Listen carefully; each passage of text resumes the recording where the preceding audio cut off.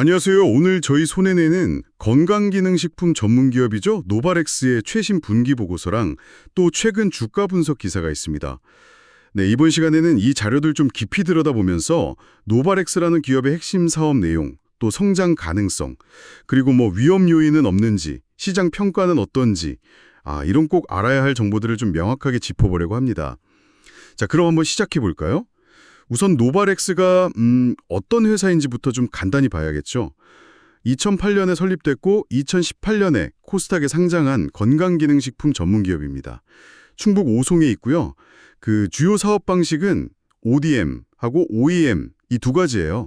그러니까 자체 기술로 제품을 만들거나 아니면 고객사 브랜드로 제품을 생산해 주는 거죠.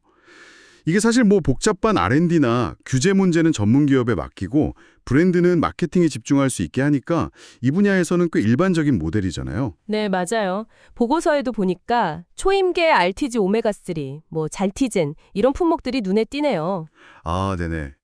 근데 이 회사의 진짜 핵심은 역시 연구개발 R&D 역량에 있다고 봐야 합니다.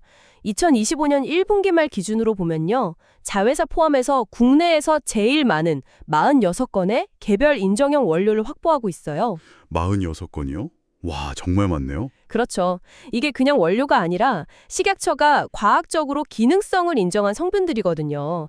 그러니까 일정 기간 동안은 독점적인 사용 권한을 가지는 거예요. 그럼 경쟁사들한테는 이게 상당한 진입 장벽이 되겠네요. 바로 그거죠. 단순히 많이 만드는 게 중요한 게 아니라 이걸 기반으로 고부가가치 시장을 공략하고 또 시장 트렌드를 이끌어갈 힘을 갖게 되는 겁니다. 자체적인 신소재 개발 프로세스, 그 NMPD라고 하셨죠? 그것도 운영하고 있고 전문 인력도 많다고요. 네, 박사급 7명, 석사급 27명.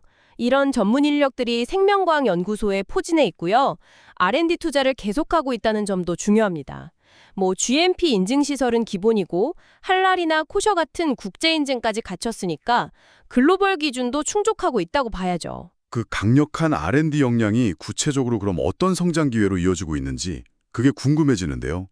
R&D 말고 또 어떤 점들이 노바렉스의 투자 매력도를 높이고 있을까요? 일단 건강기능식품 시장 자체가 계속 크고 있잖아요. 고령화나 건강관리 트렌드, 셀프 메디케이션이라고 하죠. 정부 지원도 있고. 네, 시장 환경이 우호적이죠. 네.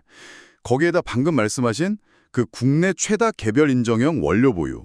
이게 확실한 경쟁 우위 요소가 되는 거고요. 이게 그럼 실제 성과로도 좀 이어지고 있나요? 예를 들면 글로벌 쪽이라든지. 그렇습니다. 그 독점적인 원료 경쟁력을 바탕으로 예전에 GNC나 블랙몰스 같은 해외 유명 기업들하고 파트너십을 맺은 경험도 있고요.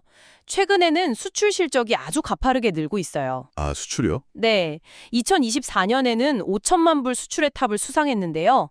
이게 2021년에 500만 불, 22년에 1,000만 불, 23년에 3천만 불이었으니까 엄청나게 도약한 성과죠. 와, 정말 가파른데요? 네, 그리고 기술 개발도 계속하고 있습니다. 예를 들어서 부영제, 그러니까 약 만들 때 들어가는 부가 성분들을 최소화한 제형 기술이라든지 아니면 약효가 좀 더 오래가게 하는 서방형 정제 기술 같은 것들요. 이런 걸로 시장 혁신을 계속 시도하고 있고요. 꾸준히 노력하는 모습이네요. 또 하나, 5년 이상 장기 거래하는 고객 비중이 50%를 넘는다는 것도 이게 사업의 안정성을 보여주는 지표거든요. 최근 한 달 주가가 31%나 오른 걸 보면 시장의 기대감도 어느 정도 반영된 것 같고요. 네, R&D 역량이나 수출 성과 이런 건 참 인상적인데 근데 또 다른 분석 자료를 보면 좀 다른 이야기도 있더라고요. 최근 주가가 놀랐지만 지난 3년간 주당 순이익, EPS라고 하죠. 주식 한 주당 벌어들인 순이익, 이게 오히려 22% 감소했다는 지적이 있어요. 수익성 개선은 아직 좀 과제인 것 같네요. 네, 바로 그 지점이 중요합니다. 현재 주가 수익 비율 PE가 9.1배 수준인데 이게 시장 평균이 보통 12배 이상인 걸 감안하면 상당히 낮은 편이거든요. 9.1배면 확실히 좀 낮네요. 그렇죠. 이게 뭘 의미하냐면 투자자들이 노바렉스의 그 뛰어난 R&D 능력에도 불구하고 앞으로의 수익 성장성에 대해서는 아직 좀 확신을 못하고 있거나 아니면 최근에 이익 감소세를 주가에 반영하고 있다. 뭐 이런 신호로 읽힐 수가 있어요. R&D 성과가 아직 수익으로 확실히 연결되지는 못하고 있다는 평가일 수도 있겠군요. 네, 그 분석 기사에서는 노바렉스의 수익 성장이 시장 기대치, 그러니까 향후 1년 동안 20% 성장할 거라는 전망치에 못 미칠 수도 있다는 그런 우려를 제기하면서 주의해야 할 경고 신호가 있다고 언급하기도 했어요. 경고 신호요? 네, 결국 R&D 성과가 실제 수익으로 꾸준히 연결되지 못하면 이 낮은 피해 비율이 더 낮아질 가능성도 배제할 수 없다. 뭐 이런 지적인 거죠. 그리고 또 요즘 건강기능식품 시장이 워낙 경쟁이 치열해졌잖아요.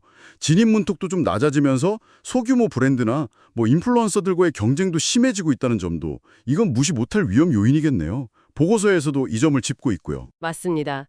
그 부분도 분명 고려해야 할 리스크죠. 종합해보면 노바렉스는 분명히 R&D 역량이나 독점적인 원료 같은 강력한 무기를 가진 성장 잠재력이 큰 기업인 건 맞는 것 같아요. 하지만 동시에 수익성 둔화 문제랑 또 그 때문에 시장에서 좀 낮게 평가받고 있다는 현실적인 과제의 측면에 있는 거고요. 이 부분이 바로 투자 관점에서는 좀 핵심적인 고민거리가 될 것 같습니다. 네, 정확합니다. 최근 주가 상승은 분명 긍정적인 신호지만 여전히 낮은 PE는 시장의 의구심이 남아있다는 걸 보여주는 거죠. 결국 노바렉스가 가진 그 기술력을 어떻게 지속 가능한 이익 성장으로 증명해내고 또 시장의 신뢰를 얻어내느냐, 이게 향후 기업 가치 평가의 핵심이 될 겁니다. 네, 오늘 노바렉스의 분기 보고서랑 분석 기사를 통해서 회사의 강점과 기회, 그리고 또 당면한 과제와 시장의 시선까지 여러 각도에서 한번 살펴봤습니다. 여러분의 판단에 조금이나마 도움이 되었기를 바랍니다. 마지막으로 이런 질문을 한번 던져보고 싶네요. 노바렉스의 그 뛰어난 R&D 능력, 또 인상적인 수출 성장세에도 불구하고 왜 시장은 여전히 이 낮은 PE라는 평가표를 주고 있을까요? 이 간극의 진짜 원인은 뭘지, 그리고 노바렉스가 기업 가치를 온전히 인정받기 위해서 넘어야 할 진짜 허들은 과연 무엇일지 한 번쯤 생각해 보시는 것도 흥미로운 관전 포인트가 될 것 같습니다.